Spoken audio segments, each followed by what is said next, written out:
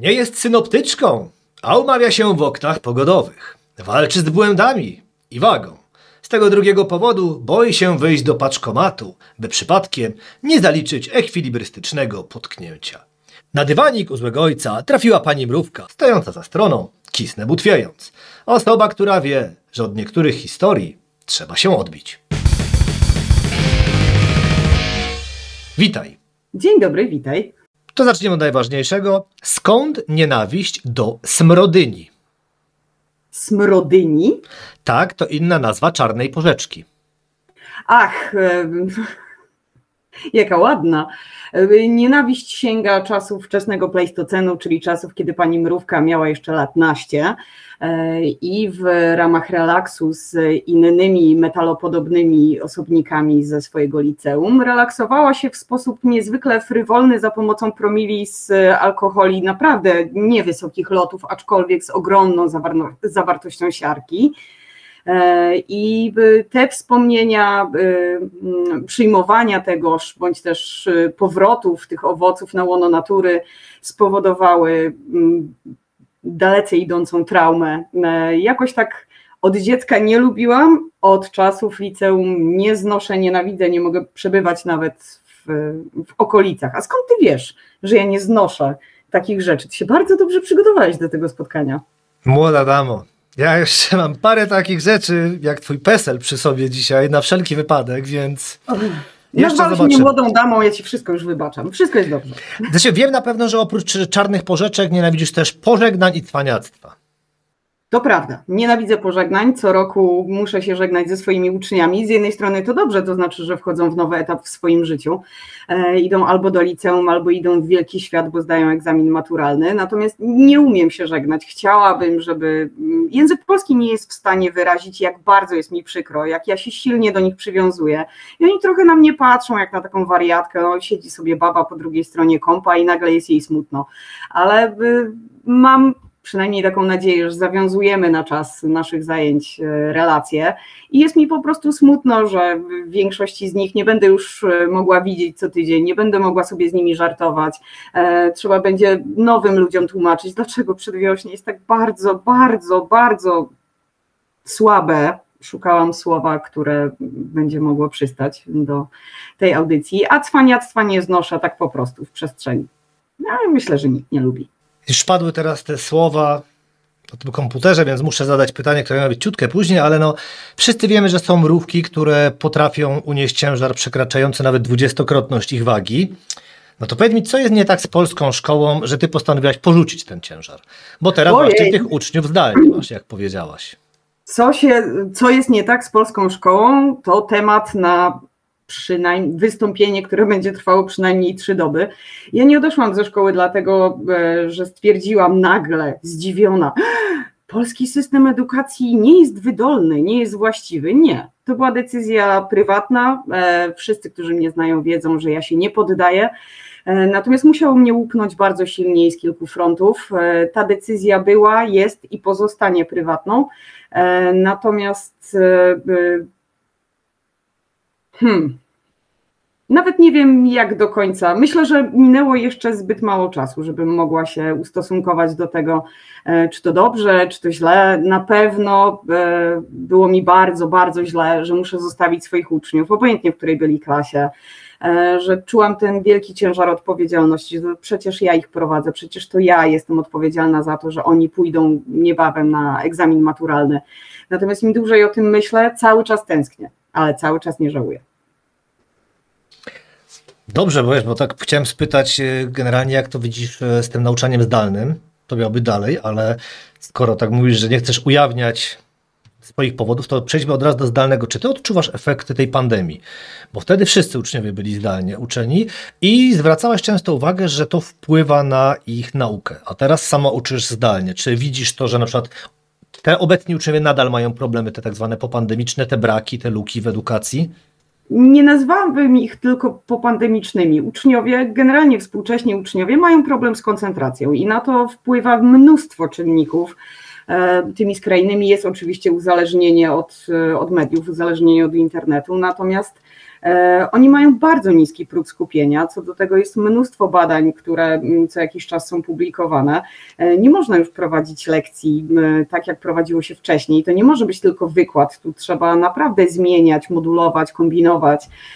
Trzeba zmieniać też rzeczy, które się robi. Musi być pogadanka, musi być praca z tekstem. Tego musimy mieć kilka modułów, żeby to w ogóle jakkolwiek, kolokwialnie mówiąc, zażarło. Natomiast ja już wcześniej uczyłam zdalnie osoby z innych miast. Była taka potrzeba. Pandemia tylko uwolniła bardziej takie przeświadczenie, że takie zajęcia są ok, że to też jest forma nauki. Dzięki temu mogę chociażby prowadzić kursy internetowe. Zawsze proszę swoich uczniów, by włączali kamerkę. Dla uczniów ze szkół podstawowych jest to absolutnie obowiązkowe. Dla tych z klas maturalnych możliwe. Jeśli chcą, to ok, jeśli nie, nie będę ich namawiać z różnych względów. Oni się mają czuć komfortowo w swoim otoczeniu, to ja jestem gościem w ich domu i to ja się pojawiam w ich przestrzeni, więc dla nich te zajęcia mają przede wszystkim przynosić komfort. Nie wydaje mi się, żebym prowadziła je inaczej niż zajęcia stacjonarne, jeśli chodzi o merytorykę mojej pracy. Nie mogę się poruszać tak jak w klasie, nie mam tego uroczego spacerniaczka pod tablicą, gdzie ja nie rozumiałam nigdy siedzenia za biurkiem i mówienia do ludzi. Ja bym zasnęła, ja bym zwariowała z nudów, więc musiałam chodzić, próbowałam, aktywizowałam. Jestem w ogóle człowiekiem, który macha kończynami, który non-stop coś wskazuje, pokazuje, po prostu baba dygresja, więc tak było mi wygodniej. To, że teraz siedzę przy biurku, nie mam tutaj w mojej prywatnej przestrzeni, nawet nie mam gdzie popatatajać, bo ograniczają mnie meble, ściany i kubatura mojego mieszkania, więc to było dla mnie najtrudniejsze, żeby faktycznie siedzieć na tyłku, na odwłoku i żeby prowadzić te zajęcia. Natomiast staram się, próbuję, kombinuję, moduluję głos. To też jest bardzo istotne. Daję im bardzo duże pole do tego, żeby mogli się wygadać, też żeby mogli pomarudzić. Ja rozumiem, że te lektury do nich nie trafiają, że niektóre są tak archaiczne, że idzie zwariować. Oni się mnie pytają, ale po co to, a na co? No zawsze trzeba odpowiedzieć, no bo Komisja Edukacji tak od nas wymaga, więc musimy to zrobić. Więc ten moment, kiedy wszyscy wspólnie cierpią, bo czegoś nie lubią, też daje takie przeświadczenie, że są jakąś jednością. Wszyscy, no w Polsce zresztą cierpi się zawsze grupowo, tak, stadnie, więc to też jakoś buduje ich tożsamość, zwłaszcza tę maturalną. Więc wiadomym jest, że jeśli zapisują się na te zajęcia, jeśli rodzice zapisują dzieci na te zajęcia, ja zawsze proszę, niejednokrotnie pytam, czy na pewno uczeń dobrze się czuje w takiej formie zajęć, czy będzie się dobrze czuł w grupie, nawet jeżeli będzie mógł wyłączyć wizję, nawet jeżeli będzie mógł tylko raz na czas się odzywać. Każdy z nas jest inny i jakby ta dychotomia, ona musi być naprawdę sprawna. Jest mnóstwo uczniów, którzy stwierdzają, tak jest mi wygodniej, nigdzie nie muszę dojeżdżać, mogę to zrobić w cieple własnego pokoju, w paputkach, czasami w piżamie, jest super, tak? Naprawdę lepiej się tak skupiam, wolę zajęcia w ten sposób, więc to bardziej też dociera do tych, którzy faktycznie chcą uczyć się w ten sposób. Ale no, musisz przyznać, że jest to całkiem wygodna sprawa. Wstajesz rano w piżamce, kawusia, no i jakaś baba ci tam pitoli o lekturach, więc jest jakiś komfort tych zajęć. Tak no tak, no, ale sama powiedziałaś, że brakuje ci chociażby tego spacerniaka. To jak ten czas po prostu zmienił to, nie wiem, twoje podejście do nauczania? No bo coś musiało się zmienić, skoro faktycznie od blisko roku siedzisz. To się zmieniło, że nie patatajam. Też siebie staram się cały czas aktywizować. Ja muszę być niewiarygodnie uważna na takich zajęciach. Kiedy znajdujesz się w klasie, możesz każdego ucznia obserwować, możesz też tak naprawdę odbijać tempo swojej pracy od jego emocji, od jego mimiki. Tutaj czasami mam grupę, gdzie mam 8 wyłączonych kamerek z różnych względów, co muszę uszanować i chcę uszanować. I tak naprawdę to trochę wygląda jak gadanie do siebie, więc ja nie mogę prowadzić wykładu mówiąc w ścianę albo mając nadzieję, że to nabierze mocy sprawczej i to wystarczy. Bardzo silnie w aktywizacji wizualnej pomagają mi moje koty, co zresztą za chwilę też zaobserwujesz, bo jeden z nich pojawi się właśnie w kadrze i zasłoni mnie w całości. To jest kot typu parcie na szkło, więc zdarza się bardzo często, że ja muszę mówić z niego, ponieważ on musi pokazać, jak jest piękny i cudowny i póki ktoś z uczniów nie powie o kiciuś, to sobie po prostu nie pójdzie, więc jeśli tego nie zrobisz, no to będziesz obserwował, jak kot właśnie teraz w tym momencie wyciera się w moją ostatnią czystą koszulę. Nie licz na mnie, ja nie ratuję ludzi, ja chcę to zobaczyć. Nie reagujesz zobaczymy, na kotów? Nie ratuję ludzi z opresji, ale jednak. To jest tak, to co teraz widzisz, że o czym generalnie nie musimy mówić, to jest jego komentarz odnośnie chociażby ostatnich zajęć. Musieliśmy powtarzać sobie 20-lecie, a widać, że kolega właśnie tą częścią ciała jest do niego nastawiony. Dobrze, jego część ciała, czyli tak zwany odwłok u owadów, to u kota nie będziemy już teraz mówić jak, ale tak mówisz o tych emocjach uczniów i ja tak chciałem spytać o ten rocznik nieprzypadkowo, bo część osób też po pandemii mówiła, że do egzaminów się inaczej podchodzi. Ja chciałem spytać, czy ty w ogóle przez te ostatnie lata w ogóle zauważyłaś jakąkolwiek zmianę w podejściu do egzaminów? Czy to nowe pokolenie w jakikolwiek sposób mniej się stresuje, no czy jednak my starzy nie dajemy im na to szans i... Tak jak powiedziałam Ci wcześniej, uczniowie są różni, więc to, czy się stresują, czy nie, wynika również z tego, jacy są, jaka jest ich osobowość i jak oni sobie pracują, współpracują w grupie, ale też na ile czują się pewni w tym, co mówią albo co robią. Wiadomym jest, że jeżeli pojawiasz się na kursie do matury, no to mamy dwa rodzaje uczniów. Tych, którzy chcą ustabilizować swoją wiedzę, którą posiadają i tych, którzy wiedzą absolutnie nic, bądź też nie radzą sobie z przedmiotem. I to jest dokładnie tak samo jak w klasie. Masz różnych ludzi, których albo musisz wyprowadzić, albo pomóc im uwierzyć w siebie, albo zminimalizować ich stres. Więc to podejście jest zupełnie inne. Natomiast są jakieś próby, powiedzmy, nowego Ministerstwa Edukacji, by ulżyć uczniom w cierpieniu, natomiast dla mnie wszystkie ostatnio prowadzone reformy edukacji tak naprawdę mijają się z celem. Tym wszystkim w ogóle nie widać ucznia. To jakby pudrowanie krowiego placka nie możemy nazywać makijażem edukacji. I to, że komuś zabierzemy zadania domowe, to wcale nie znaczy, że on przez osmozę nauczy się pisać rozprawkę, która jest kluczowym elementem egzaminu chociażby po zakończeniu szkoły podstawowej. To, że zminimalizujemy liczbę lektur, to wcale nie znaczy, że nie wprowadzimy jakichś totalnie od czapy, kuriozalnych zasad, zadań, bądź też zagadnień gramatycznych, na które na lekcjach nie ma czasu, bądź też podstawa programowa, która jest napchana jak PKS do lichenia, nie pozwala na to, żeby cokolwiek powtarzać i ten uczeń właściwie jest pozostawiony sam w sobie. I on tak naprawdę nie do końca wie, że rzeczy, których uczy się w szkole, to niekoniecznie 100% tego pojawi się na egzaminie. Rodzaje zadań, też to, że na wielu lekcjach kompletnie nie zwraca się już uwagi na czytanie ze zrozumieniem. To jest jakby pierwsza część egzaminu maturalnego. Masz 2 teksty, musisz je przeczytać, musisz odpowiedzieć na konkretne zadania i na samym końcu zrobić notatkę do obydwu. I nauczyciele stwierdzają, że dobra, na to nie ma czasu, bo przecież czytać ze zrozumieniem każdy umie, wystarczy to przeczytać i wystarczy odpowiedzieć na pytania, a właśnie nie, ponieważ zanik czytania ze zrozumieniem w ogóle w polskim społeczeństwie możemy obserwować już od kilku lat. Im dłuższy tekst, a przez długi tekst mam na myśli więcej niż 5 zdań, taki powiedzmy standardowy, typowy czytelnik czasami się gubi. Ja to obserwuję chociażby w przestrzeni internetowej. Kiedy zrobię dość długi post i napiszę coś na samym jego końcu, to bardzo często dostaję pytanie, a dlaczego tego nie ma? Albo a tu jeszcze brakuje czegoś. Ludzie na przykład nie doczytują rzeczy. Też obserwuję bardzo, bardzo silne, co mnie przeraża, jakby zanik rozumienia niektórych słów, które wydają mi się niezwykle powszechne w przestrzeni, ale też zanik opisywania emocji, w ogóle używania przymiotników, to zwłaszcza u uczniów w szkole podstawowej. Kiedy mówię, ale jaka emocja mogła targać tym bohaterem? Przeczytałeś tekst, jaki on może być? Podaj mi jego cechy charakteru. I w tym momencie to pytanie wyciąga ich z butów. Mówią albo dobry, albo zły. To wszystko jest takie czarno-białe.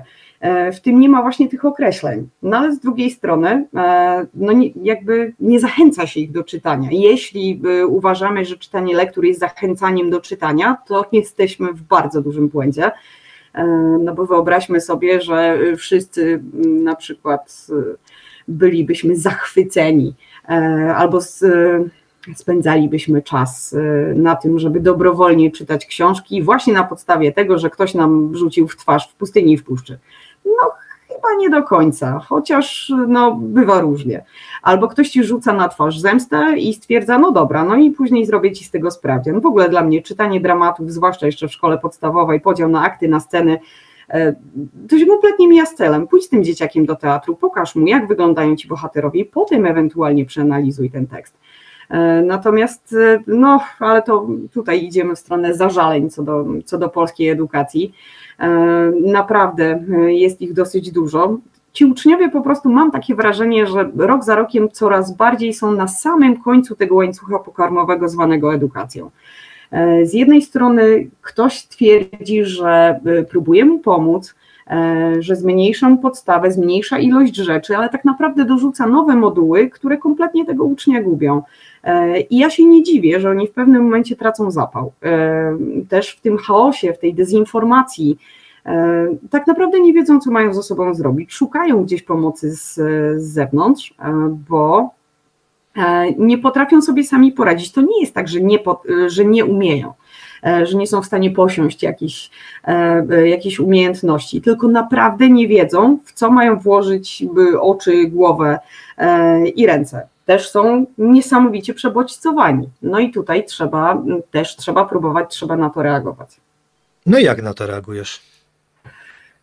Kombinuję. To jest najprostsze stwierdzenie. Zawsze zaczynam od tekstów czytania ze zrozumieniem, z najprostszych, jakie są tylko możliwe. Zawsze ich zachęcam do pracy własnej. To nie jest trudne, żeby zauważyć, że ktoś oddaje ci rozprawkę napisaną za pomocą czata. Wystarczy tylko zapytać o 2 słowa, które znajdują się w treści i nagle, no tak w sumie to nie wiem. Nieważne jaka jest ta praca, ważne, żeby była napisana po swojemu. Z tego możemy sobie rzeźbić dalej, możemy na tym pracować. To jest też rzecz, która bardzo silnie ich dotyka. Oni niekoniecznie chcą uczyć się na własnych błędach. My jakby wiemy, że jeśli popełnisz błąd i go przeanalizujesz, no to wtedy wiesz, że nie powinieneś go dalej popełniać. Natomiast uczeń jest całkowicie spalony. On się wstydzi tego, że popełnia błędy. To może nagle wpłynąć na jego ocenę, to może nagle wpłynąć na to, że on nagle ma przeświadczenie, że on czegoś nie potrafi i może się też zamknąć w sobie i stwierdzić, nie, to ja już nigdy więcej tego nie zrobię, nie, zrobiłem raz źle, to nie będę do tego wracał. Jest tego coraz więcej, tego rodzaju zachowań też obserwuję coraz więcej, więc staram się naprawdę bardzo małymi, cierpliwymi krokami dać tym ludziom do zrozumienia, że to nie jest tak, że nie potrafią, tylko jeśli trochę nad tym poćwiczą, to naprawdę są w stanie osiągnąć niesamowite rzeczy. Właśnie teraz jestem na etapie żegnania się z moimi tegorocznymi grupami. Za chwilę wypuszczę swoich maturzystów w stronę arkusza. I zawsze na ostatnich zajęciach mam taką zasadę, że pokazuję im ich pierwszą pracę, ich pierwszą rozprawkę, którą pisaliśmy na zajęciach i ich ostatnią. I składam je ze sobą i pokazuję, jak to wyglądało. Zobacz, jaką przeszedłeś drogę. I dla nich to jest wręcz dziwne. Ojejku, to ja napisałem, to moje, już tak nie robię.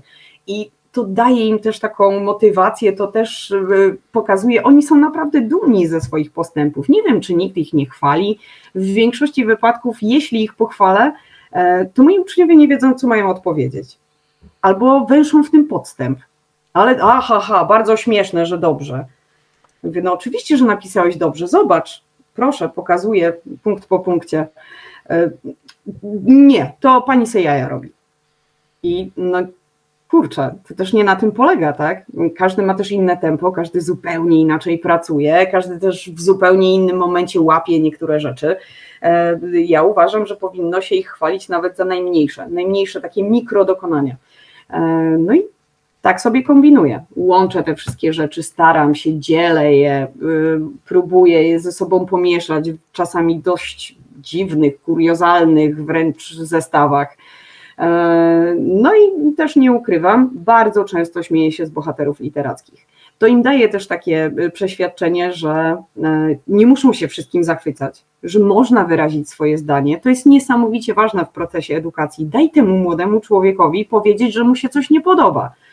Niech to oczywiście zrobi pięknie, poprawnie, bardzo ładną, wręcz literacką polszczyzną, ale no niechże ci powie, że ten Baryka odstaje, jeśli chodzi o kompas moralny, odstaje od osoby, którą mógłbyś podziwiać w XXI wieku, ale daj mu się wypowiedzieć, nawet negatywnie, to znaczy, że on to jakkolwiek przyswoił, poznał, że chce z tobą podjąć jakąś komunikację. Uważam, że to jest najważniejsza rzecz na świecie. Nawet jeżeli obrażają bohaterów, których ja lubię, albo nawet jeśli uwielbiają tych, których ja absolutnie nie znoszę i rok za rokiem muszę o nich opowiadać i nie rozumiem dlaczego, no to i tak możemy prowadzić na ten temat dyskusję, bo ona będzie merytoryczna. Obojętnie, czy sobie będziemy wszyscy współczuć, że znowu musimy robić jakiś tam rozdział, czy będziemy się wszyscy nad czymś zachwycać. A ty pana Tadeusza lubisz? Kombinacja, jeszcze raz kombinacja. Przepraszam, bo muszę spytać teraz, czy lubisz pana Tadeusza? Nie lubię. No bo właśnie dobrze pamiętałem, bo to chodzi mi o to, że tak bardzo mi się Wiesz co, niespecjalnie jestem fanką Adasia, ja jestem team słowacki, jeśli już mam wybierać, chociaż najbardziej z końcówki polskiego romantyzmu to wezmę Norwida, którego i tak jestem za głupia, żeby do końca zrozumieć, ale te wszystkie problemy, że narodowo-wyzwoleńcze, że tam ktoś ma te maliny, wiesz, na czole, czy nie wiem, drze japę na Boga w celi, mnie to nie rusza. Ja rozumiem, dlaczego to jest ważne, dlaczego z punktu historyczno-literackiego to jest istotne i wzniosłe, natomiast również rozumiem, dlaczego uczniowie mają absolutnie gdzieś, że dla kogoś to jest wielkie i wzniosłe i że ważne. Też nie lubię zwracania uwagi na rzeczy mniej istotne w lekturach. Uwielbiam historię Jacka Soplicy, później księdza Robaka, ze względu na to, że to jest jedyny mickiewiczowski bohater, który faktycznie poddał się refleksji. To jest gość, który stwierdził, ale spierniczyłem, dobra, nawet sam będę się próbował za to ukarać, więc mamy kogoś, kto poddaje się refleksji, kogoś, kto żałuje tego, co zrobił. Bardzo rzadko zdarza się refleksja w polskiej literaturze, przeważnie na kogoś zrzucamy winę, że bo świat mnie pokarał, albo baba mnie nie kocha, a tu mamy jednak jakiś proces zachodzący w umyśle bohatera. No ale to, że oni idą na grzyby i robią plebiscyt, kto znalazł najładniejszego rydza, albo to, że gdzieś fiołki kwitną, no co mnie to już w ogóle absolutnie. To jest niebezpiecznie blisko nadniemnym, a ja wtedy tracę przytomność. Mrówko czerwona i ognista. Ja pamiętałem o tym słowackim. Ja pytałem z innego powodu, ponieważ mówiłaś o tej komunikacji. Ja sobie znalazłem teraz wiadomość, którą mam na podorędziu. Dziękuję za wsparcie i zarąbiste zajęcia. Cała przyjemność po mojej stronie. A za twoimi rozprawkami będę tęsknić jak Adam za Litwą. I pewnej pamiętnej niedzieli jakaś młodzież odpisała, a ja za paniem jak Tadeusz za widokiem nóg Telimeny pod mrówkami. Nomen. Stąd było me pytanie, czy lubisz pana Tadeusza, ale to tak miało tylko cię zaczepić. Nie odpalić twój trigger. Ja wiem, że to tylko czarny romantyzm. Pamiętam, szanuję. Zdecydowanie, tak, zdecydowanie. Znaczy, wiesz, no jeżeli masz ksywę Mrówka, no to jak masz inaczej opowiadać o panu Tadeuszu? No znajdujesz się na rajtach jakiejś baby w lesie, no. Nawet nie opowiadając o tej lekturze, starasz się jednak jakoś nie skupiać na wybitnie akurat tej scenie.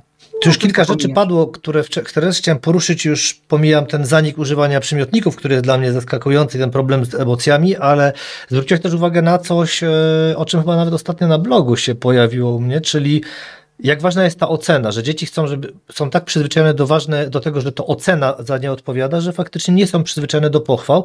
No i tutaj w jednej ze szkół była taka sytuacja, która, no nie będę oszukiwał, że zaskoczyła mnie dość mocno, czyli podczas jednego z zebrań rodzice uznali, że pani zadaje zbyt trudne wypracowania i przyznali się na zebraniu, że zezwolili swoim dzieciakom na to, by zrobiły to za pomocą czata GPT.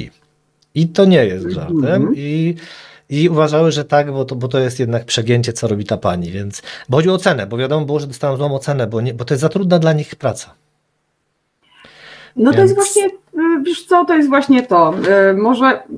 Może faktycznie praca dla tych uczniów jest za trudna, może nie chcę absolutnie oceniać procesu nauczania innego nauczyciela, ale może ci uczniowie zostali wrzuceni na głęboką wodę i naprawdę nie wiedzieli, co mają zrobić. Więc jeśli nie mają wytłumaczone wcześniej, nie możesz komuś po prostu kazać, siadaj i napisz rozprawkę, a potem powiedzieć mu, że zrobił to źle. Nie, musisz poświęcić bardzo dużo czasu, by mu to wytłumaczyć. Od tego też jesteś. Wszelkiego rodzaju zdania powinniście już to wiedzieć, albo a mieliście to ileś klas temu, powinny skutkować natychmiastowym zesłaniem do piekła i kotłem w tymże. Więc no, musisz wykonać swoją pracę, tak? Zrób to może po kolei, może zupełnie inaczej, może masz taką grupę, gdzie ludzie łapią to dopiero modułami, każ im najpierw napisać wstęp, potem doczepić wagony w postaci rozwinięcia i tak dalej, natomiast od razu wyręczanie ucznia nie uważam tego w ogóle za słuszne. Nie da się niektórych form, zwłaszcza dłuższych form wypowiedzi, tego się nie da pojąć przez osmozę, przez to, że przebywasz w pomieszczeniu z kimś, kto to potrafi.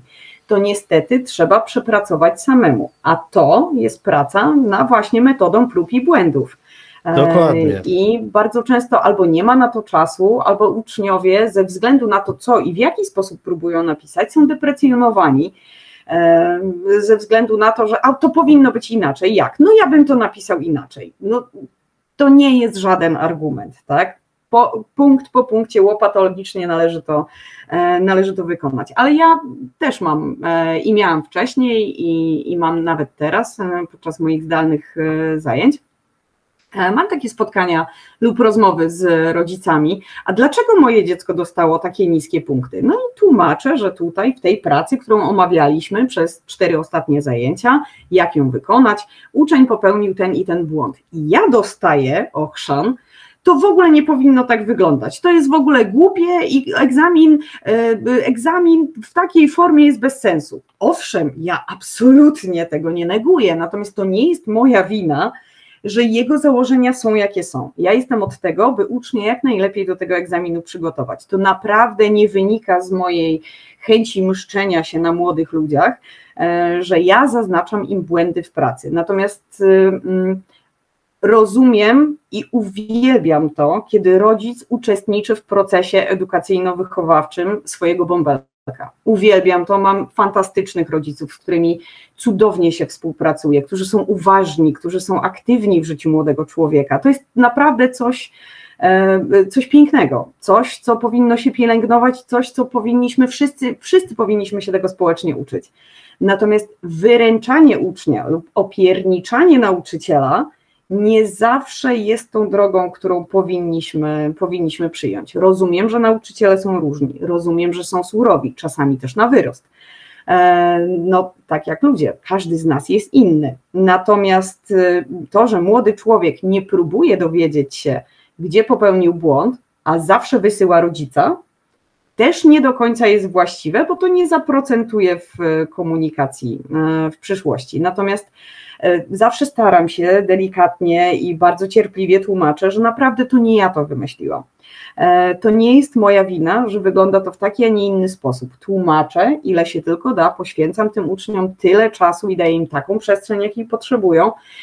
Natomiast no, gdyby to ode mnie zależało, no to nie pisaliby od jakiegoś konkretnego wzoru rozprawki, która ma 6 możliwości zapisu i musisz się odwołać koniecznie do tego, a musisz pochwalić coś innego. Tylko pozwoliłabym im na dowolną formę wypowiedzi, byleby była z jakąkolwiek argumentacją. Natomiast no, nie byłam i nigdy nie będę człowiekiem w Komisji Edukacji. Dobrze, mi tu bardziej chodziło o to, co zresztą ujęłaś w swojej wypowiedzi, czyli że musimy dać tym dzieciakom szansę na błędy, a rodzice, którzy obawiają się o oceny i dla których są tylko oceny ważne, no nie dają im szans, ale do tego potrzebna jest, i teraz będę twoje słowa wykorzystał przeciwko tobie, cierpliwość. Aha. I skoro o tej cierpliwości mowa, to pojawiła się już tu wypowiedź, tak jak już ci wcześniej powiedziałam. Wiem, że bardzo nie lubisz powtarzać rzeczy, stąd także na twoim blogu czasami powtarzające się pytania znikają. I dochodzimy do pytania, jak wiele komentarzy kasujesz? Ostatnio dość dużo, co bardzo mnie dziwi, to przychodzi falami.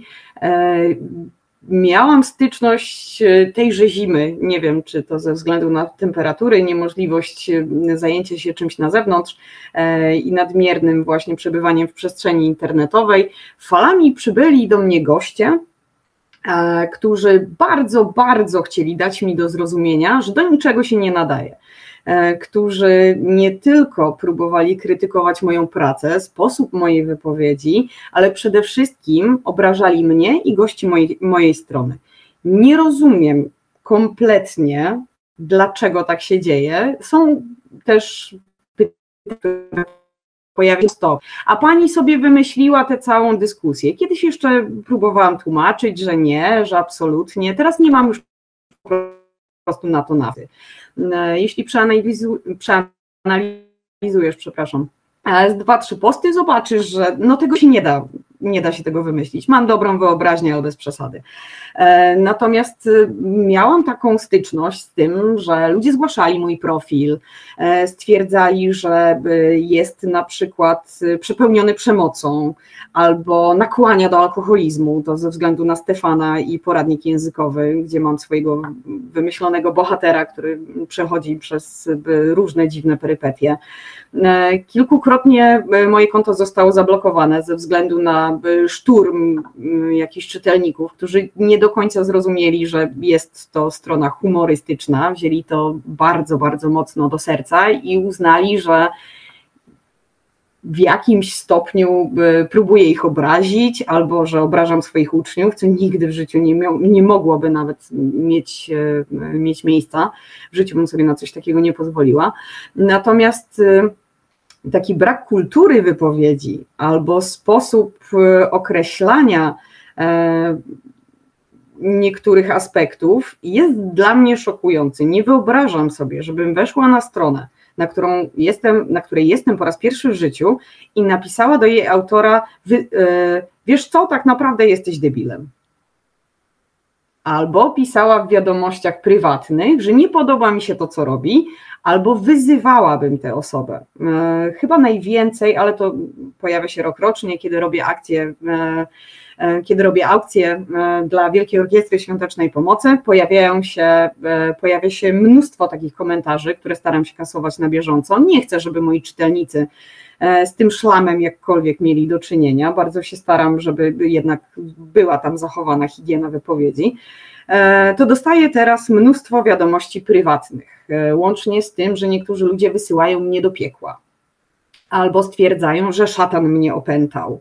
Nie rozumiem dlaczego. Z jednej strony można prezentować się jako osoba urocza i cierpliwa, bardzo często też wierząca, ale w kuluarach wyzywać innych ludzi. Ja nie lubię braku kultury, bardzo lubię sarkazm i jestem w stanie czasami odpowiedzieć dość uszczypliwie na niektóre kwestie, ale nie rozumiem chęci leczenia swoich kompleksów, bądź też po prostu zwykłego werbalnego chamstwa, które rzuca się do osób, których się nawet nie zna. Jeśli coś ci się nie podoba, proszę cię, nie zaglądaj tam, nie musisz tego lubić, ale nie musisz też kogoś obrażać. I w tym roku chyba taki wzmożony właśnie ten zimowy atak, później połączony jeszcze z WOŚP-em i wiem, że za chwilę znowu będzie się pojawiał. Teraz robię streszczenia w takiej niezwykle kolokwialnej formie, niby jako powtórki dla moich maturzystów. Oni doskonale wiedzą, jaki jest przebieg lektury, więc mogą się z tego pośmiać. Ale dostaję wiadomości, które naprawdę są naszpikowane ogromną, niesamowitą wręcz jadowitością. Dla mnie jest to absolutnie nie do pomyślenia, żeby o kimkolwiek się w ten sposób wyrazić, albo żeby ktoś próbował śledzić mnie prywatnie, znaleźć mnie gdzieś w przestrzeni internetowej albo nie wiem, znaleźć jakieś moje prywatne zdjęcia, przerabiać je lub w jakimś stopniu próbować deprecjonować mój zawód ze względu na to, jak wyglądam. To akurat nikogo nie powinno interesować. Nie chowam nigdy swoich poglądów. To nie jest żadna tajemnica, że jestem najbardziej na lewo, jak się tylko da. Natomiast obrażanie mnie z tego względu, no nie obrażam nikogo, kto jest na środku, na prawo, na lewo, bokiem, więc nie widzę zasadności rzucania tej nienawiści w świat i staram się, jeśli tylko mogę, to staram się na to reagować. Natomiast lista słów, które zaznaczyłam sobie jako automatyczną blokadę w jakimkolwiek komentarzu, jest już dłuższa niż opis krzaków w Nadniemnem, więc to mnie też zastanawia. Dlaczego ludzie w ogóle uzurpują sobie prawo do tego, by w taki sposób się w tej przestrzeni w ogóle wypowiadać. I co przerażające, w większości są to ludzie w moim wieku, w moim, twoim, lub osoby starsze, które zawsze marudzą na to, że młodzież jest niewychowana. No to skąd ten przykład idzie, szanowni państwo? Mnie teraz zaskoczyło, czy dostałaś serio swoje własne zdjęcia już przerobione? Tak, dostałam, ze względu na to w moim mieście nie jest żadną tajemnicą, że pani Mrówka nazywa się tak, jak się nazywa i że prowadzi również inne życie autorskie, wydawnicze i tak dalej. Więc zrobione gdzieś w ogóle w przestrzeni miejskiej, przerobione, tak, dostawałam je kilkukrotnie w komentarzach. Były też takie pomysły, żeby na przykład je przerabiać w sposób niezwykle wulgarny. Nie wiem, dlaczego ludzie to robią, nie wiem, skąd w ogóle ten pomysł, nie wiem, jakim cudem można znaleźć czas, żeby robić coś takiego. Staram się to po prostu kasować, staram się tym też nie denerwować, natomiast nie dotyka mnie to jakoś silnie, mnie prywatnie. Ja nie jestem zupą pomidorową, nie wszyscy mnie muszą lubić. Jestem bardziej taką czarną porzeczką, jeżeli już od tego zaczęliśmy dyskusję. Natomiast jeśli kogoś nie lubię, nie rozumiem, że muszę mu to koniecznie tak transparentnie tłumaczyć. Mogę to po prostu ominąć, mogę się nie wdawać w taką dyskusję. Zdjęcia, przerobienia zdjęć, na przykład kupowanie i niszczenie moich książek, dzięki za zakup ludzie, w ogóle fajnie, tak, ja z tego też żyję, więc luz, ale jakieś przerabianie, nie wiem, podrzucanie, czy próba posklejania ich razem, albo na przykład zdjęcie, kupiłem książkę, ale wielki szajs, ej, kupiłeś książkę, dzięki, to miłe z twojej strony. Także też próby łączenia właśnie wszystkich moich zawodowych aktywności, że człowiek, który prowadzi takie głupie fanpage, to nie może pisać o mądrych rzeczach. No może, no. Ludzie, którzy piszą głupie fanpage, też czasami mają troszeczkę wyższe IQ niż kalafior, więc tam coś potrafią w życiu. Natomiast nie spotykałam się z tym wcześniej, to nie jest w najmniejszym stopniu skorelowane z jakąś ogromną ilością fanów, mam ich dosyć sporo i bardzo sobie to cenię. Natomiast ze względu na rozliczność kasowań tych komentarzy, portal, na którym zamieszczam wszystkie rzeczy, poinformował mnie, że pokasowałam tyle komentarzy i zablokowałam tyle ludzi, że wszystkie moje zasięgi są obcięte na ponad rok. Więc nie mogę robić żadnych reklam, chyba że, tam było takie założenie, że chyba że skłonię 100 osób do napisania pozytywnej opinii o mojej stronie. Nie możesz kogoś zmusić, żeby napisał pozytywną opinię. Jeżeli chce, to zrobi, jak najbardziej, ale nie możesz ludziom powiedzieć cześć, bo nie mogę, bo mnie tutaj blokują i weź mi pomóż. Zresztą ja nie umiem, więc ja w ogóle nie umiem promocję siebie, ja sobie po prostu jestem.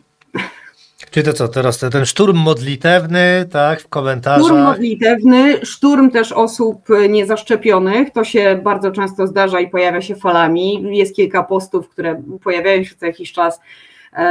Ja byłam osobą, która bardzo silnie nakłaniała do tego, że im więcej z nas faktycznie to szczepienie przyjmie, tym szybciej do tych szkół wrócimy i tym szybciej te dzieciaki nie będą zamknięte w tych przestrzeniach i nie będziemy musieli tej zdalnej edukacji jakkolwiek robić. Byłam gorącym piewcą tego rozwiązania i nadal zresztą jestem i uważam, że to jest ważne społecznie. Natomiast to się pojawia też gdzieś falami, że ja nakłaniam do złych rzeczy, że jestem tak naprawdę, że każę komuś coś robić. Nigdy w życiu nikomu nic nie kazałam. Mogę coś zasugerować. Mogę powiedzieć, słuchajcie, ja robię coś w ten sposób, może chcecie zrobić dokładnie tak samo. Obojętnie, czy to jest nowa książka, którą przeczytałam, czy to jest, nie wiem, jakiś system społeczny, który bardzo silnie, który jest mi bliski, Natomiast no, ludzie czują potrzebę dowolenia komuś na siłę. Nie rozumiem, nie pojmę, mój skromny mrówczy móżdżek jest za mały, żeby znaleźć tam zrozumienie w którejkolwiek szufladzie na takie zachowania. Dobrze, no chciałem teraz wrócić jednak do tego WOŚP-u, bo jak sama powiedziałaś, gdy te ataki są osobiste, to aż tak tego hejtu nie przeżywasz, ale wiem, że wyjątkowo drażnią cię ataki właśnie na orkiestrę. Możesz powiedzieć, jak sobie z tym hejtem radzisz, tak prywatnie, później nie przeżywasz to jakoś dodatkowo? Najbardziej razi mnie hejt na gości mojej strony. Jeżeli ktoś obraża mnie, robi mi to nic. Natomiast jeżeli ktoś zamieści komentarz, o dziękuję bardzo, brałem udział w aukcji i ta osoba jest przez tego atakującego obrażana, to ja nie mam litości. To są goście, którzy przychodzą do mnie, przychodzą po konkretne treści. WOŚP jest rzeczą dodatkową. Czy się, nie wiem, czy go uwielbiają, czy go nie lubią, po prostu wiedzą, że czuję taką potrzebę, by podzielić się tego rodzaju działalnością. Nie jest to jedyna działalność charytatywna, w której się udzielam. Natomiast nie znoszę obrażania innych ludzi bez potrzeby i na to reaguję, ojejku, po prostu wściekły rottweiler, po prostu po kokainie, jeszcze biegnący z górki. Natomiast to jest kolejny system tego, jeśli czegoś nie lubisz, jeśli nie jest ci to bliskie, jeśli w żadnym stopniu tego nie wspierasz, bardzo proszę, najpierw sprawdź, zweryfikuj informacje, które masz na temat jakiejkolwiek działalności, czy mojej, czy dobrowolnej, dowolnej, fundacji, czy stowarzyszenia. Wyciągnij później wnioski, a jeśli ci się to dalej nie podoba, to zostaw tych ludzi, którzy tam działają, zostaw ich w spokoju, po prostu im nie przeszkadzaj. Jeśli nie jara cię to, co robią, to nie musisz w tym współuczestniczyć, ale naprawdę nie psuj im tego, ponieważ oni chcą poświęcić czas, chcą poświęcić swoje zasoby, by coś zrobić. Uważają, że robią coś fantastycznego, dobrego. Ja na przykład uwielbiam. Ja się zawsze czuję częścią społeczeństwa, czuję się wręcz zjednoczona z każdym, kto chce grać. Jest mi to bliskie z wielu względów. Też wiele lat przepracowałam w sztabie w kilku miastach i zawsze bardzo, bardzo dobrze i pozytywnie mi się to kojarzy. Poza tym nie jest to takie trudne, żeby znaleźć prawdziwe i transparentne rozliczenia tejże fundacji, więc zachęcam, są na stronie, można wejść, można sprawdzić wszystko, naprawdę co do grosza. Więc jeśli się komuś nie podoba, że ja na to poświęcam miesiąc swojego życia, to po prostu nie musi w tym ze mną uczestniczyć, ale byłoby super, gdyby mnie nie obrażał, co ja robię z moim własnym prywatnym czasem. Dobrze, ale ja zmierzam do tego, czy ty później to przepracowujesz poza stroną, czy to wiesz, tak cię dotyka, że myślisz o tym, kiedy już zejdziesz, masz wolny czas? Wiesz co, hejt w moją stronę może, wiesz, mogę powiedzieć, bo mnie to w ogóle nie rusza. Gdzieś tam jednak ta szpila cię uderza. Zastanawiasz się, dlaczego ktoś robi coś takiego, dlaczego stwierdził, że zepsuje ci dzień, nie wiem, coś, co organizowałeś przez dłuższy czas. Dlaczego, skoro nie podoba mu się to, co prowadzisz, albo to, jak się literacko prowadzisz, dlaczego stwierdza, żeby cię dobić, żeby cię dojechać, żeby sprawić, żebyś się z tym wszystkim czuł źle? Są czasami takie komentarze, które gdzieś ze mną zostają przez jakiś czas.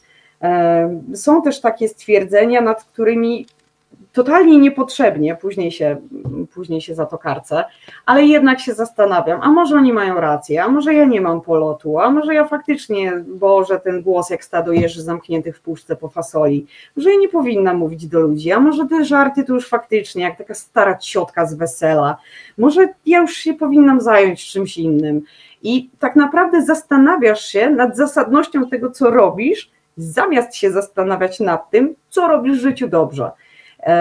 I no nie ukrywam, są takie momenty, w których mnie to zakuje.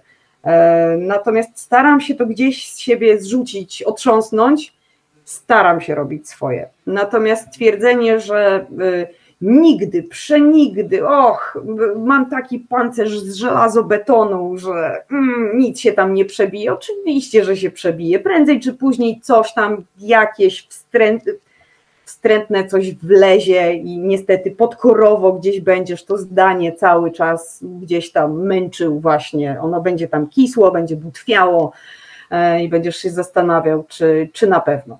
Z drugiej strony mam bardzo fajną społeczność na swojej stronie, czasami nawet trochę zbyt hardo stają w mojej obronie, takie wiesz, stado Rolandów przeciwko Saracenom. Natomiast bardzo mi się podoba, jak w kulturalny sposób mówią komuś, też podłapują właśnie ten system pożegnania się z malkontentem, kiedy mówią, że no to najwyraźniej nie jest grupa dla ciebie, gdybyś był łaskaw, gdybyś mógł sobie darować, odpuścić. No myślę, że zawsze powinniśmy na to reagować. No jeśli możemy, ja się tego pozbywam. Ja nie chcę, żeby to gdzieś wisiało. Nie tylko dlatego, że nie chcę na to w kółko patrzeć. Wszyscy mówią, niech pani to zostawi z imienia i nazwiska, niech będzie kto to napisał. Nie chcę, żeby to gdziekolwiek funkcjonowało. Życzę sobie takiego pięknego, idealnego świata, gdzie ludzie się nie obrażają bez potrzeby. Czyli takiego, wiesz, braku debaty politycznej w przestrzeni komentarzy internetowych. Ja wiem, że to takie marzenie, ale każdy ma swoje. Dobrze, bardzo ci dziękuję za tę odpowiedź, bo powoli wkraczamy na ten osobisty grunt. Tak mi się przypomniał, że jest taki mem poświąteczny, który też raczyłaś kiedyś udostępnić, gdzie Morticia Adams, Dedomo, o ile pamiętam, Framp, patrzy znaczącym wzrokiem, a podpis głosi: widzę, że jesteście szczęśliwi, a ważyliście się już. No to jak tam dieta przebiega? Dieta jest nawet respektowana, niekoniecznie zawsze w całej rozciągłości, no ale jak już tak wjechałeś na taki prywatny grunt, my się też trochę znamy bardziej prywatnie, więc możemy sobie tak porozmawiać.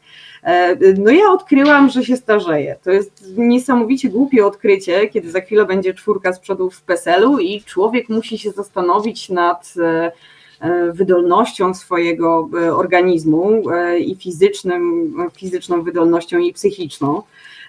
Musi też wprowadzić pewnego rodzaju limity. Okazuje się, że człowiek nie jest już nieśmiertelny, że to się samo nie przestanie boleć po 3 dniach i trzeba się udać do specjalisty. I jak już się udasz raz do specjalisty, to się okazuje, że musisz iść do kolejnego i później zbierasz te wszystkie Pokemony i punkty w przychodni. Nagle zajmuje ci to mniej więcej tyle, ile zajmował ci etat w szkole. Mało tego, okazuje się, że jednak coś wymaga natychmiastowej ingerencji bądź też naprawy. I okazuje się, że nie możesz już wpierniczyć 4 czekolad na jednym posiedzeniu i nic ci się nie stanie. Ja mam ostatnio wrażenie, że ja patrzę na słodycze i tyję 2 kilo. To jest w ogóle naprawdę, starzenie się organizmu jest straszne. Zawsze swój organizm traktowałam jako opakowanie do mojego głosu i i tego, co myślę. No, a tu się okazuje, że to trzeba dbać, że to trzeba systematycznie robić. To jest dla mnie zupełnie nowy świat, z którym ja się dalej trochę nie zgadzam. No, ale on mi też bardzo silnie pokazuje, już teraz w ogóle nawet nie pukając, Mrówka, czy mogłabyś zauważyć, że tylko krzycząc weź, idź i zrób coś, że jednak trzeba się sobą zająć, trzeba na siebie zwrócić uwagę. Wcześniej praktycznie w ogóle mi się nie zdarzało, natomiast to jest coś, czego się uczę przynajmniej do ostatniego roku. O swoje zdrowie trzeba dbać. No i okazuje się, że jak te spodnie są przyciasne, to nie dlatego, że twoja pralka próbuje sobie robić jaja, tylko dlatego, że jak się zmierzysz, to zobaczysz, że za chwilę będziesz zakładać spodnie albo pasek za pomocą bumeranga i że tu się dzieją rzeczy, że tak naprawdę mam teraz wyłącznie siedzącą pracę. Zupełnie inaczej funkcjonuje i układa się organizm i on faktycznie czegoś się domaga. Mnie to niesamowicie irytuje, ale no muszę go też respektować, bo jak się rozpadnie, no to tak naprawdę no nie będzie już co zbierać. To jest dla mnie nowy świat, to, że ja poświęcam czas dla siebie, to, że też pojawia się jakaś dieta, chociaż już jakieś 5-6 lat temu zostały wprowadzone pewne dosyć spore restrykcje, okazały się jednak jeszcze za małe. No i teraz nie ma tak, że wszystko się trawi i że dalej chodzisz w rozmiarze XS i świat jest twój i wszystko będzie super. Nie, bywa tak, że musisz bokiem wejść do jakiegoś pomieszczenia, bo się kurczę nie zmieścisz. No i jest też ten moment, że ktoś ci ustępuje miejsca w autobusie, bo ma wrażenie, że albo jesteś w ciąży, albo to już jest ten PESEL, że się rozpadnie, że jak będziesz stać przez te 2 przystanki. No więc wtedy już tak, znaczy fajnie by było wcześniej to albo zauważyć, albo się tym zająć, no ale jeżeli jesteśmy w stanie rozpadu no to trzeba o siebie dbać. A jak twoja dieta? Bo tak rozmawialiśmy o tym, tego mi nie wolno, tamtego nie wolno. Zabrzmi, że się chwalę. Wiedziałam, wystraszony taki. Właśnie nie wystraszony. Właśnie, powiem ci teraz, chciałem sprzedać coś innego, bo akurat dieta jest w miarę sukcesem, bo chciałem się pochwalić, żeby było, skoro już tak wyciągnąłem od ciebie tak osobiste wyznania, to ci zdradzę, że ostatnio wróciłem do Irokeza nie dlatego, że mnie naszło na koncerty punkowe, tylko z tymi zakolami to się już nie wygra, ale dieta, powiem ci, zaskakująco pozytywnie. Znaczy, to już troszkę trwa, widać efekty, przynajmniej na wadze, więc ja tam nie mogę narzekać. Jestem zadowolony, ale też poruszyłem to dlatego, że chciałem ubrać takie inne pytanie poprzez tę trudną dietę, bo też pamiętam, też mi to powiedziałeś prywatnie, ale mówiłaś o nagrodzie i tych uczniów nie nagradzamy, a ja pamiętam, jak tym pięknie opisałeś o nagrodzie, gdzieś to było w lutym. Była nagroda i demolowanie paczki pewnej żelków. I ja chciałem spytać, jak właśnie tych uczniów nagradzać, żeby oni się chcieli uczyć? Bardzo staram się nagradzać ich werbalnie. Niestety z racji zajęć online nie mogę im wręczyć żelków, ale jeżeli będą chcieli i dadzą mi adres, ja im wyślę te żelki. Ja jem tylko wege żelki, są super i w ogóle tak nie tuczą, także polecam. Natomiast tak, jestem w stanie zdemolować po prostu opakowanie na jednym posiedzeniu. Och, jak mam taki dzień oszustwa, to dobra, ale to jakby się zaraz rozmarzę. Staram się werbalnie, staram się też zawsze, kiedy robię im komentarze do jakiejś pracy, robię takie dość rozległe, że ta praca jest super, że jest świetna, że mnie zmiotła z planszy i oni tak na samym początku nie do końca dowierzają, stwierdzają, że tam baba musi pogadać, więc kiedy faktycznie zaczynają wierzyć w prawdziwość tych komplementów, to słyszę właśnie taką radość w ich głosie i mówią: o, dziękuję. I zawsze im odpowiadam: to ja dziękuję. Cudownie było to przeczytać, cudownie było zobaczyć, że właśnie zobacz, jaki poczyniłaś progres. Zobacz, jakie to jest niesamowite, fenomenalne. Zawsze się staram, jeśli chwalę na tle grupy, to zawsze każdego z osobna, każdego, to zrobiłeś pięknie, ty zrobiłaś to, o, fenomenalna praca, jejku, ale super, tu nie było żadnych błędów. Jeśli próbuję ich za coś zganić, to zawsze robię to anonimowo i mówię, że słuchajcie, w grupie zdarzyło się coś tam. Więc ta osoba, która popełniła coś w pracy, wie, że to tam jest jakiś mały grzeszek językowy, natomiast zawsze się staram chwalić. Najmniejsze rzeczy mnie cieszą. Dla mnie to jest też niesamowicie fajne. Widzę, jak ten człowiek rozkwita. Ja widzę, że on się na przykład również jara tym, że coś pojął. Wczoraj miałam taką rozmowę z jednym z uczniów i on mówi: wie pani co, no za Chiny bym nie pomyślał, że te dziady się da zrozumieć, a ja zrozumiałem. Tylko że pani musiała aż 3 razy tłumaczyć. Ja mówię: ale zrozumiałeś, o co chodzi? No tak, i to nie jest, znaczy głupie dalej jest, ale nie jest już takie trudne. I ten człowiek był dumny z siebie, że coś pojął. No, to jest najfajniejsze, to jest cudowna nagroda. Fantastyczna sprawa, więc mówię non-stop, mówię notorycznie, też pytam, co się dzieje w ich prywatnych życiach, czy na przykład, nie wiem, cieniem na ich jestestwie w tym tygodniu nie kładzie się sprawdzian z matmy, albo nie wiem, jakaś tam poprawka z chemii, przecież to też bardzo silnie wpływa na to, czy oni są skupieni, czy oni tak naprawdę chcą, czy oni są wyspani, czy spali w ogóle w tym miesiącu, bo przecież mają serię właśnie jakichś rzeczy do zrobienia. Więc zawsze im mówię, że wszystko będzie dobrze, zawsze im mówię, że na pewno, że już zdali, tylko jeszcze nie wiem na ile punktów, na ile procent. Nie powiem im wprost, że o Jezus Maria, ale się martwię, nie wiem, czy będziesz miał 30%, o matko, ale będę składać owady w ofierze. Zawsze staram się ich zapewnić, nawet czasami na wyrost, że wszystko jest w jak najlepszym porządku. Ja oczywiście gdzieś wewnętrznie przeżywam: o Matko Boska, Jezus Maria, i w ogóle drogi Odynie, czy byłbyś łaskaw zesłać dar 30%. No ale myślę, że ta pewność, też ta satysfakcja z tego, że zrobili coś sami i że to daje jakieś owoce. To jest najfajniejsza rzecz i dla mnie, bo czytam fantastyczne rzeczy. Tutaj też taka mała reklamacja do moich uczniów z tego roku. Ja mam bardzo mało materiału tegorocznego, żeby publikować na Kisnę Butwiejąc, bo poziom jest taki, że praktycznie nie mam co wciągnąć. Ale widzisz, jak mówiłaś o tym nagradzaniu ich radości, jak ty się zmieniasz, jaka ty jesteś radosna za każdym razem, jak ich chwalisz. Stąd też takie wejście w tę taką osobistą wiwisekcję od tej najpierw trudnej diety do radości, ponieważ ktoś, kto śledzi tylko twojego bloga, może sobie pomyśleć, no tak, piętnujesz tylko błędy, no ale właśnie jest ta druga strona, jest to twoje nagradzanie i ja wiem, jakie ono jest dla ciebie ważne i chciałem, żebyś też tu właśnie ty opowiedziała, bo to czasami przebija przez tego bloga, ale jak ktoś będzie złośliwy, to wiadomo, że tego nie zauważy, więc tak chciałem, żebyś powiedziała, jak tych uczniów to tak. Wiesz co, ja nawet próbowałam, starałam się, kombinowałam, a może będę robić taką serię postów, gdzie tylko chwalę swoich uczniów, ale wychodził mi z tego taki niewiarygodnie miałki szajs.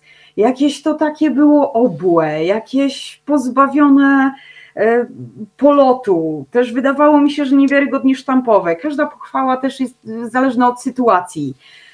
Więc no, jeśli się nie zna całej otoczki pracy konkretnego ucznia, no to nie wiadomo, dlaczego ja go chwalę, bo akurat użył wreszcie słowa Kordian, Jezus Maria, i napisał z dużej litery. Dlaczego ja się z tego tak jaram? Dlaczego mi to sprawia taką radość, taką satysfakcję? Z drugiej strony ktoś by spojrzał na to, no wariatka, no debilka, no przecież uczy człowieka w maturalnej klasie i się cieszy, że on coś z dużej litery napisał. No kretynka jakaś.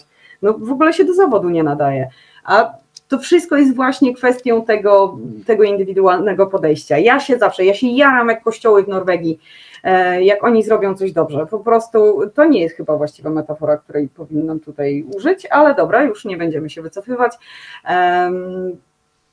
Jestem niesamowicie dumna z każdego z nich, z wszystkich razem, z każdego z osobna.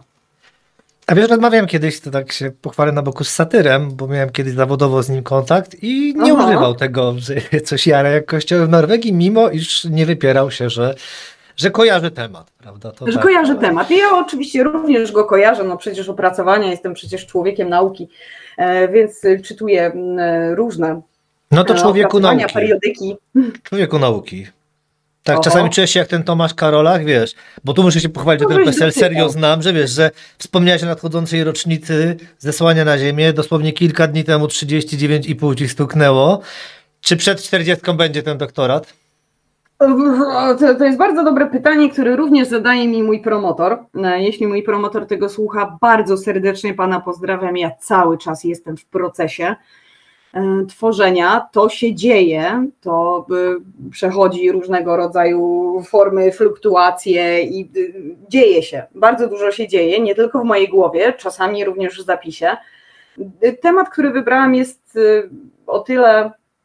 o tyle dla mnie trudny, że jestem osobą, której znajomość języka niemieckiego jest ujemna, a w wypadku tego rodzaju tematu jest niezbędna, by rozczytać większość dokumentów. Okej, mogę sobie użyć jak tłumacza. Ale powiedz Grünberg, bo ty tak pięknie mówisz, to ty nie umiesz niemieckiego, a ty tak pięknie zawsze mówisz. Że mówię Grünberg? No ja, tak pięknie, myślę, że ty godosz. No, wiesz, 2 słowa na krzyż to jeszcze nie jest znajomość języka. To jakby na polskim też mogłabym ci to powiedzieć.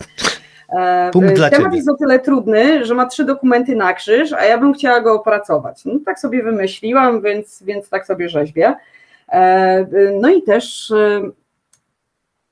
tu robię takie niewiarygodnie duże pauzy dzisiaj, nie tylko dlatego, że ostatni raz spałam w marcu, ale dlatego, że staram się ważyć słowa, uczę się tego. Wymyśliłam sobie też temat, który nie tylko jest dla mnie trudny emocjonalnie, ale wymyśliłam sobie, że będę pisać o rzeczach. Ja się trochę porywam na głęboką wodę. I byłam przekonana, że jeśli odejdzie mi 1 etat w zeszłym roku, no to będę miała tak dużo czasu, żeby usiąść, żeby pracować naukowo. Jejku, praktycznie cała doba mi się zrobiła w tygodniu, ale będę tworzyć. Okazało się, że kiedy dziennie czytasz 40 rozprawek o Balladynie, to nie jesteś w stanie się później merytorycznie skupić na temacie, w którym musisz posługiwać się wyłącznie specjalistycznym słownictwem. Szokujące. Okazuje się też, że PESEL robi swoje i w tym momencie robisz kolejny etat w NFZ-cie, więc no, jesteś trochę zmęczony i czujesz się wymęczony trochę rozdziabdziany jak krowi placek, więc niespecjalnie masz też siłę, by zasiąść do niektórych rzeczy. A ja lubię pracować w blokach, więc ja muszę mieć czas, ja tutaj zasiadam, rozklejam wszystkie mapy, to wygląda jak planowanie bitwy pancernej w Ardenach i dopiero wtedy, ależ będę tworzyć naukowo. Więc chyba ten moment, kiedy uczę, nie jest tym momentem, w którym ja mogę się z taką, tak jakbym sobie życzyła, by samej się poddawać właśnie takiej naukowej pracy. Staram się, ale wychodzi na to, że chyba ten system blokowy będzie dla mnie wygodniejszy. Ale to zdążysz czy nie zdążysz? Przed zmianą kodu. Myślałam, że zapomniałeś. Nie, ja nie zapomniałem, ja w ogóle patrzyłem, jak ty przepięknie liczysz, czy dobrze to pół zrobiłem. Ja wiem, że nie, ale nie chcę cię od razu wysprzęglić, kiedy to konkretnie było, więc tak celowo przesunąłem. Sam fakt, że wiesz, że to jest 39,5. Ja ci mogę powiedzieć, że sobie zaznaczę, kiedy mam wypikować.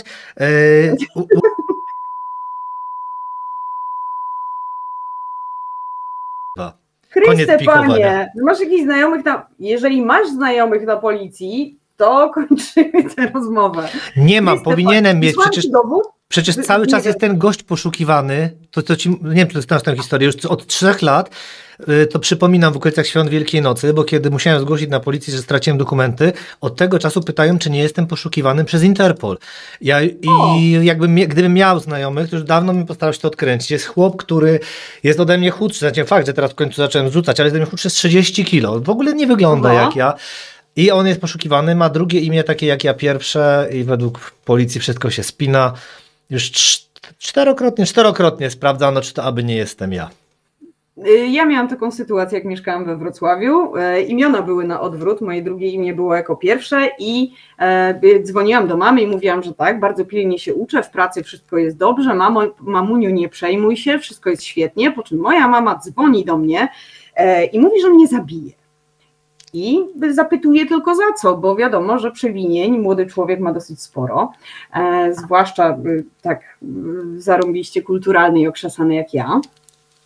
I mama mi mówi, że dostała mandat i wezwanie ze względu na to, że pod wpływem alkoholu wybiłam cegłą szybę w monopolowym w Oleśnicy.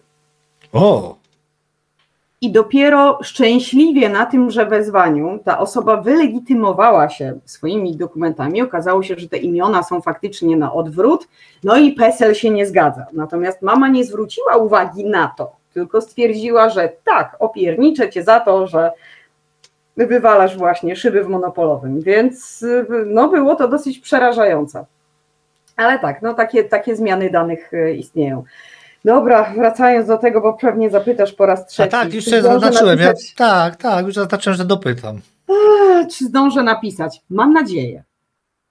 Mam nadzieję, że zdążę.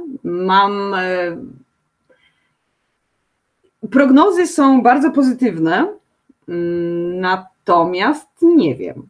Nie wiem, czy znowu mnie gdzieś nie zrzuci na poboczny tor, na jakieś poszukiwania, które zakończą się drogą donikąd.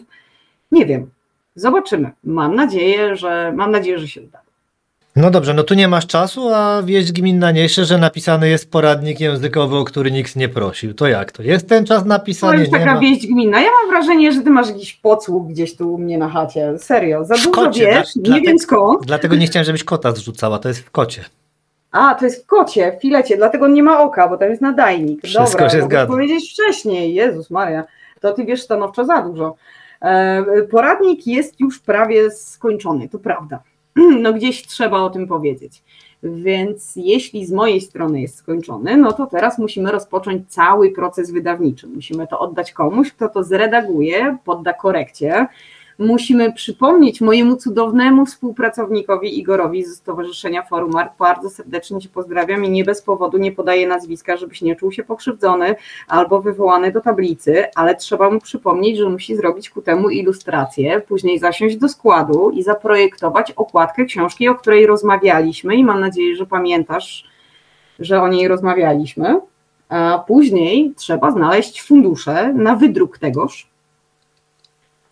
Ja sobie założyłam, nie wiem czy mądrze, że jeszcze w tym roku to wszystko się wydarzy.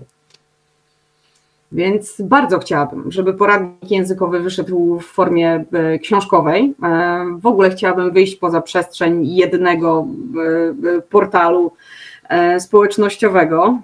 Zresztą ten pomysł mam już od kilku lat. Ja już od 3 lat zakładam bloga, żeby wszyscy mieli do tego pełen dostęp. Ja cały czas jestem, trochę jak z doktoratem, cały czas jestem w procesie. Cały czas to robię, to jest już prawie gotowe. Natomiast spokojnie mogę powiedzieć, że poradnik jest w bardziej zaawansowanej formie niż moje próby przeniesienia się na bloga lub moja praca nad rzekomo zakończonym doktoratem. Więc jeśli pytasz o dokładny termin, tak. Jeśli pytasz o to, no ale kiedy dokładniej, mogę ci powiedzieć, że niebawem. O, no dobrze. Jestem content. To teraz takie pytanie, żeby było troszkę luźniej. Staram się młodzieżowo. Uwaga, fellow kids. Co tam u ciebie na słuchawkach? Czy Matka Boska, Slayerowska? Czego teraz słuchasz? Obecnie niczego nie słucham, co jest jedynym znakiem tego, że przychodzi Matki Boskiej maturalnej.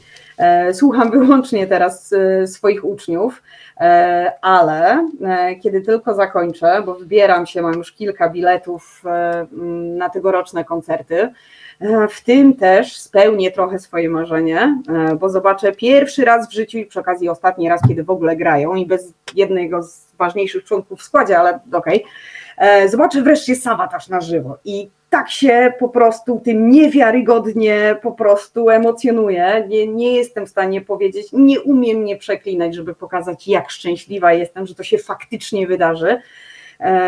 Wybieram się na festiwal, na którym przy okazji jeszcze Orange Goblin będzie kończył w ogóle swoją działalność, nad czym ubolewam od początku, kiedy tylko usłyszałam, żeby chłopcy po 30 latach stwierdzili, że koniec transmisji i do widzenia, więc wszyscy mnie będą słyszeć. Na ten festiwal wybieram się w czerwcu.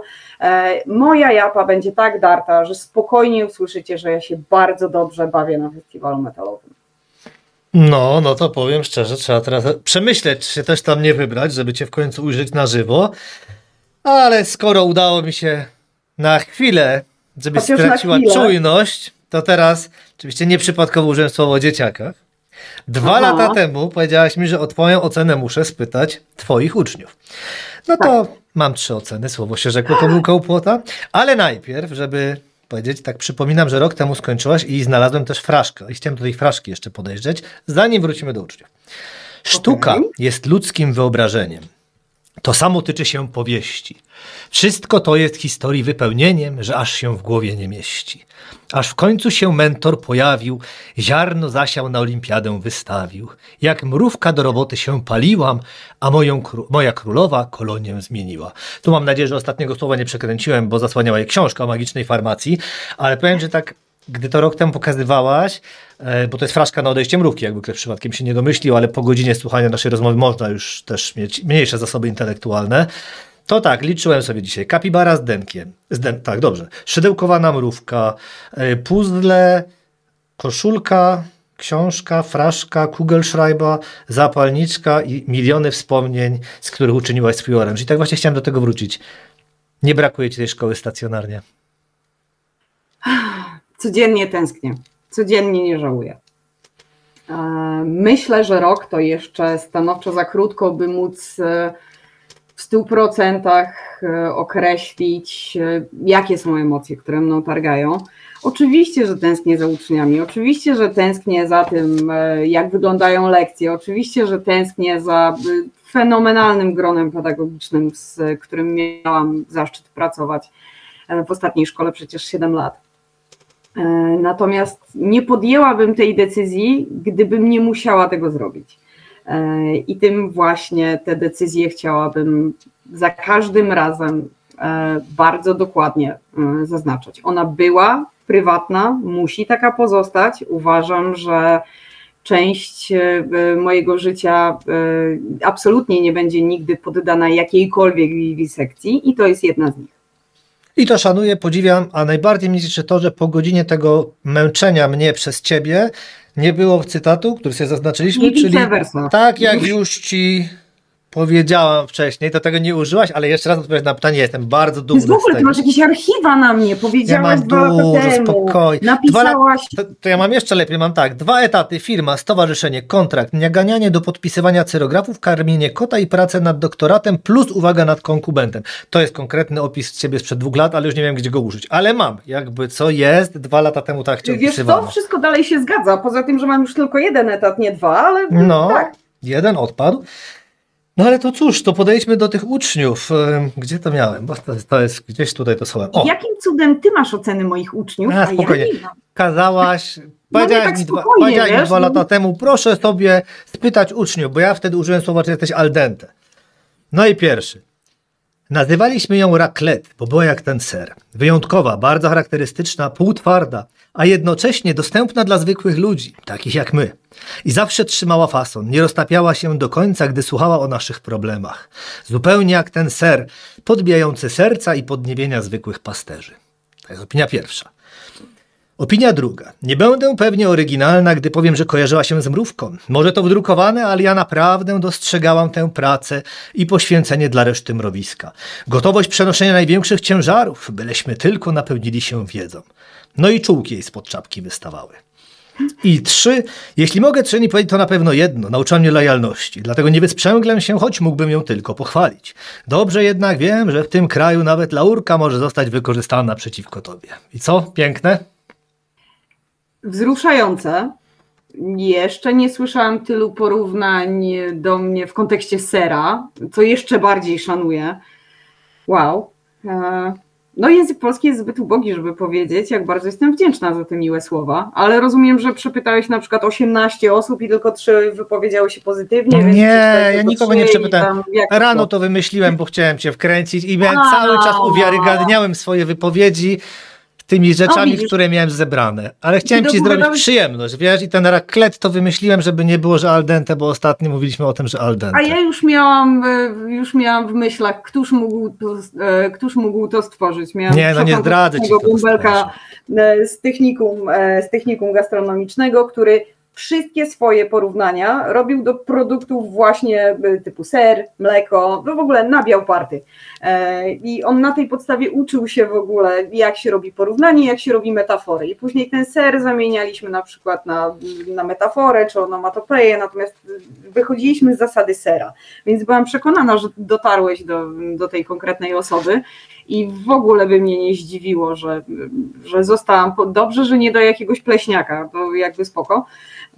Ale w jego wypadku w ogóle by mnie to nie zdziwiło. No to teraz mam zadanie, poszukam go, bo teraz to trzeba sobie wziąć. Teraz to już wszyscy się zgłaszamy do złego ojca, nie swojego, tylko tego, który prowadzi bloga, no i wszyscy tam wiecie, szczerze, po prostu, pełen wyżyk, jakie były zajęcia, tak, jak nas powiedzieć. Wszystko.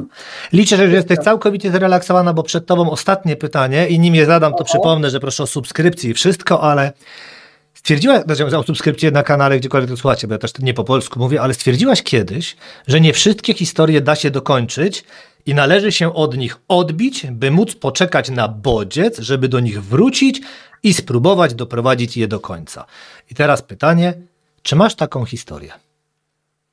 Mam niezliczoną ilość takich historii. Głównie ze względu na to, że mam trochę paranoję odnośnie marnacji w życiu. Jeśli coś robię, albo jeśli zawiązuję jakieś relacje, albo jeśli się na czymś skupiam, to zrobię absolutnie wszystko, by doprowadzić to do końca. Jeśli nie uda się w jakimś aspekcie, mogę na chwilę odpuścić, ale to nie jest tak, że ja się poddam.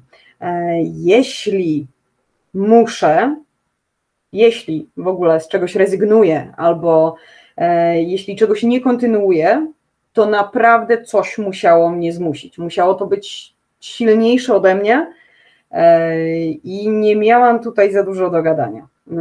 Więc tak, jest mnóstwo takich rzeczy, chociażby poradnik językowy, który jak się ostatnio dowiedziałam podczas porządków, zaczęłam w taki głupawy sposób pisać na lekcjach języka polskiego w liceum, kiedy tłumaczyłam swoim kolegom z klasy MatInfo, dlaczego ten przecinek baranie ma być tu, a nie tu, tylko tłumaczyłam im to w bardziej dosadny sposób. No i też dowiedziałam się, Stefan to byli właśnie moi kumple z liceum. To miał być taki właśnie protoplasta ich wszystkich. A przy okazji śmieliśmy się wtedy z wszystkich polonistów, co zresztą czynimy do dziś, ze mną na czele, więc to gdzieś tam już kiełkowało, więc wychodzi na to, że jest to rzecz, która jest zdecydowanie podniesiona, odkurzona, a właściwie zredagowana już teraz, no ale też nie będzie podlegała marnacji. Czasami nie wszystkie rzeczy robimy za pierwszym razem dobrze, albo zwłaszcza, no ja jestem antymistrzem pierwszego wrażenia. To jest hit. Zawsze słyszę, że jak cię poznałem, to Jezus Maria. Więc no w tym nie jestem jakoś wybitna, ale jestem już w stanie się nauczyć tego, że trzeba nabrać pokory do niektórych rzeczy, do niektórych relacji, że czasami trzeba odpuścić, co oczywiście dla człowieka, który jest jednym wielkim chodzącym chaosem, który chce mieć wszystko na przedwczoraj, jest bardzo trudne, że na coś trzeba czekać, że do czegoś trzeba dorosnąć, nie daj losie przyznać się do błędu, okropne, ale no czasami tak trzeba. O widzisz, to jakby z dietą, to nie jest tak, że świat się kurczy dookoła mnie, tylko no zostaw te żelki, no zrób coś ze sobą. Człowiek był na WF-ie ostatni raz w poprzednim milenium i niespecjalnie ma narzędzia i wie, jak to zrobić, a nie chce od razu ćwiczyć tak, żeby, nie wiem, był jakiś sześciopak, albo żeby robić to przez 6 godzin i się rozpaść w chacie. Więc są takie historie, od których się odbijam. Są takie, które wiem, że już rozumiem, że nigdy ich nie pojmę. Po prostu wiem, że funkcjonują w przestrzeni, takie już będą. Coraz bardziej czuję, że będę się odbijać od systemu edukacji, od każdego zmieniającego się ministra czy ministerstwa, że to ja będę siedzieć, ja i wiele nauczycieli, których obserwuję w przestrzeni internetowej, będziemy o tym ględzić, będziemy nudzić i wynika z tego, tak jak mówi pan Lęcki. I co z tego wynika? Nic.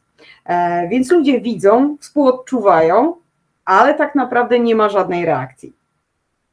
Mam nadzieję tylko, jak w końcówce Skazanych na Shawshank, że to się zmieni, że ktoś zrozumie, że egzamin z języka polskiego, zwłaszcza w formie rozszerzonej, jest tak debilnie skonstruowany, że trzeba to zmienić najlepiej 3 lata temu, ale gdyby mógł się ktoś nad tym pochylić i nie będzie to były dyrektor CKE, który nagle teraz ma posadę przy konstruowaniu nowej podstawy programowej, więc upadek nie był wcale z wysokiego konia. Byłoby fantastycznie, gdyby edukacją zajęli się praktycy. Mam też nadzieję, że będzie jakaś możliwość na to, byśmy przestali udawać, że wprowadzane zasady po prostu sobie są i trudno muszą działać. No nie, musimy też przyznać się do porażek, do tego, że coś absolutnie nie ma możliwości bytu, nie ma znaczenia, albo jest fikcją.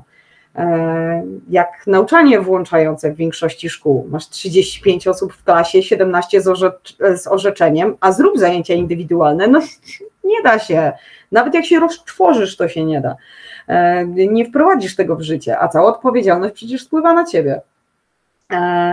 Więc tego możemy troszeczkę mnożyć. Od wielu rzeczy się możemy odbijać. Mam nadzieję, że przestanie nam się odbijać, czkawką też, wszystko, co zostaje wprowadzane. I może kiedyś, tak sobie marzę, dojdziemy do takiego momentu w polskiej edukacji, gdzie nie wprowadzimy czegoś na hura, tylko poprzemy to badaniami. Przede wszystkim zapytamy uczniów, jak oni się w tym systemie odnajdują i na podstawie tych wniosków zaczniemy na to reagować.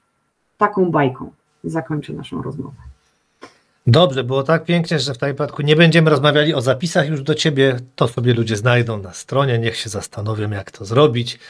Przede wszystkim niech się zastanowią, czy warto, bo ja gadam nieustannie. Zresztą jak widzisz, nie dałeś mi ograniczenia czasowego, więc ja znowu po prostu... Nie, ja nawet dłużej z tobą rozmawiał, ale mówię, to zakończenie było tak piękne, że trzeba tylko dodać i podkreślić i przypomnieć, że pewien portal prosił, by pani Mrówka dostała 100 pozytywnych ocen, żeby mogła znowu coś tam działać, reklamować, więc proszę tak, wypisywać. żeby też moje posty nie wyświetlały się co trzeci albo w aktualnościach nie pojawiały się na samym końcu. Tak, ale faktem jest, że był okres, kiedy miałem problem, żeby cię znaleźć, więc tak, więc dostrzegam, że to miało miejsce. No. Ale widzisz, znalazłeś, widzę, że śledzisz, ty to naprawdę śledzisz, tak? Śledzę. Wręcz detektywistycznie nam podchodzisz do rzeczy. Dobrze nie użyłaś słowa stalker, więc podziękuję ci i do następnej razy. Na Wokulskiego nie wyglądasz i to nawet dobrze, więc bardzo miło mi było mówić do ciebie, bo trudno rozmowę ze mną nazwać dyskusją, ale było mi bardzo miło mówić do ciebie po 2 latach i mam nadzieję, że się będziemy jakoś częściej zgadywać, a nie tylko, że będziesz mi wyskakiwał w komentarzach na Kisnę, zbierał więcej lajków niż sam post i tam radośnie w ogóle odpływał w stronę swojej strony. Ja tak w ogóle to polecam, ponieważ pan z tegoż bloga pisze o swoich malutkich bąbelkach, takich, do których ja nie potrafię w ogóle znaleźć instrukcji obsługi. On opisuje ich świat i ich poznawanie tegoż świata, ich kreatywność w tak niesamowity sposób, że mnie nawet nie irytuje przebywanie z takimi małymi bąblami. Także robisz to w niezwykle ciekawy sposób. To też trzeba ci oddać. Bardzo dziękuję, aż sprawdzę sobie zaraz poziom cukru. Widzisz? Też tak przyjmujesz komplementy jak moi uczniowie. Dokładnie. Jakieś głupoty pewnie się nawaliła przed 12, no. Widzisz? Wszyscy mamy problem z przyjęciem komplementu, zwłaszcza jeżeli pojawia się w naszym życiu rzadko, więc wiesz, cudownie, twoja figura po prostu jest przepiękna teraz, tak, zarzucę ci komplementami, pamiętaj, że Koło to nie jedyna figura, wszystko jest spoko, szanuję cię pomimo, iż słuchasz polskiego black metalu, wszystko jest dobrze, naprawdę. Dzięki, do następnej razy. Trzymaj się, pa.